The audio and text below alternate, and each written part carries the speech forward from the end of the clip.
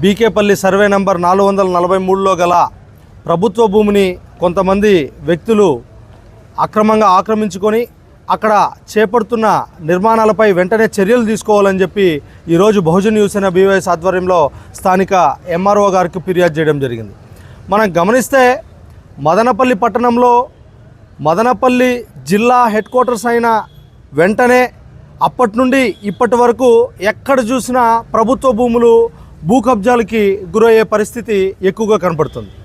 అంటే గతంలో పోల్చుకుంటే ఎప్పుడైతే జిల్లా హెడ్ క్వార్టర్స్ అయిందో, జిల్లా హెడ్ క్వార్టర్స్ అయిన వెంటనే ప్రభుత్వ భూములు ఎక్కువ శాతం కబ్జాకు గురయ్యే పరిస్థితి ఈరోజు మనం గమనించవచ్చు.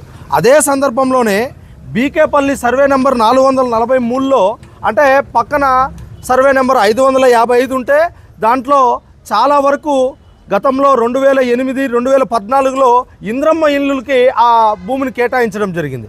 మరి ఆ భూమికి సంబంధించి వారు కమ్యూనిటీ పర్పస్ కోసం, మరీ ముఖ్యంగా అక్కడున్న ఇళ్ళకు సంబంధించిన వాళ్ళందరూ కూడా గుడి కట్టుకోవాలనే ఉద్దేశంతో కొంత స్థలాన్ని అక్కడున్న ప్రభుత్వ భూమిని గుడికి కేటాయించుంటే, ఆ కేటాయించుండే భూముల్లో మనం గమనిస్తే మొత్తం అన్నిటిని కూడా సదనం చేసేసి అక్కడంతా నిర్మాణాలు చేపట్టడం జరుగుతుంది. దాని పక్కనే ఉన్న కొండను మీరు గమనిస్తే హిల్ ల్యాండ్ అంటారు.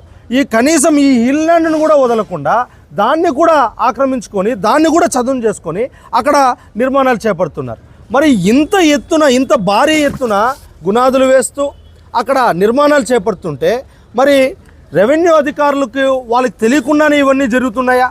మన కూటమి ప్రభుత్వం చూస్తే గతంలో చాలా కబ్జాలు జరిగాయి, గత ప్రభుత్వంలో చాలా అన్యాయాలు జరిగాయి అని చెప్పి, రెవెన్యూలో చాలా సమస్యలు ఉన్నాయి, చాలా ప్రభుత్వ భూమి అంతా కూడా కబ్జాకు గురవుతుందని చెప్పి అనేక చట్టాలు తెస్తున్నారు. రెవెన్యూ క్లినిక్లు తెస్తున్నారు.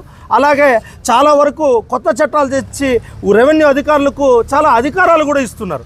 మరి అవన్నీ ఉన్నా కూడా మరి మన ఎమ్మెల్యే గారు కూడా చూస్తే మదనపల్లిలో కూడా ఎక్కడ కూడా కబ్జాలు జరగకూడదు, కబ్జాలు జరగకుండా చర్యలు తీసుకుంటామని చెప్పి వారు కూడా అంత బాగా కష్టపడుతుంటే మరి ఈ కబ్జాలన్నీ కూడా ఎవరు చేస్తున్నట్టు, ఎలా చేస్తున్నట్టు అధికారులు ఎందుకు గమ్మునున్నారు? అక్కడ ఎవరైనా ప్రజలు పోయి అడిగితే మేము అధికార పార్టీ నాయకులు చెప్పారు, మాకు చెప్పారు, రెవెన్యూ అధికారులు చెప్పారు, మేము చేసుకుంటున్నాం అంటున్నారట. మరి అక్కడున్న ప్రజలు ఈ ఫొటోస్ అన్ని తీసి రెవెన్యూ అధికారులకు పెడుతుంటే కనీసం వీఆర్ఓ వాళ్ళు వచ్చి అక్కడ అడ్డుకునే పరిస్థితి కూడా ఈరోజు మదనపల్లిలో లేకపోవడం చాలా బాధాకరం. కావున మనకు ప్రభుత్వ భూమి అనేది ఇప్పుడు హెడ్ క్వార్టర్స్ అయినడంతో చాలా ముఖ్యంగా ఉంటుంది. ఎందుకంటే ఈ భూమి అంతా కూడా ఏదో డీకేటీ భూమో చాలా విలువలేని భూమి కాదు. మన హైవేకి అతి సమీపంలో రాయలూడ్ వెనకాల కోట్ల విలువ కలిగే ప్రభుత్వ భూమి. ఆ ప్రభుత్వ భూమిని మనం కాపాడుకుంటే అక్కడ ఉన్నవారు ఒక గుడి కట్టుకోవాలన్నా కూడా మళ్ళా సపరేట్గా వాళ్ళకి భూమి కేటాయించకుండా అక్కడున్న భూమిలోనే వాళ్ళు గుడి కట్టుకునే ఏర్పాటు చేయొచ్చు.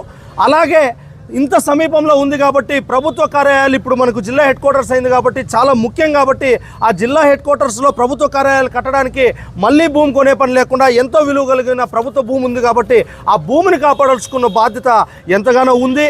కాబట్టి రెవెన్యూ అధికారులు వాళ్ళకున్న బాధ్యతను గుర్తు తెచ్చుకొని వాళ్ళు బాధ్యతగా ప్రభుత్వ భూమిని కాపాడాల్సిన బాధ్యత వాళ్ళది కాబట్టి వెంటనే స్పందించి ఈ భూమిలో జరుగుతున్న అక్రమాలు, ఈ కార్యకలాపాలన్నింటినీ కూడా వెంటనే స్టాప్ చేసేలాగా చర్యలు తీసుకోవాలని చెప్పి వాటిని కూడా హ్యాండ్ ఓవర్ చేసుకొని అక్కడ ప్రభుత్వ భూమిని ఏర్పాటు చేసి వెంటనే చర్యలు తీసుకోవాలని చెప్పి ఈ సందర్భంగా కోరుకుంటూ జై భీమ్, జై భారత్.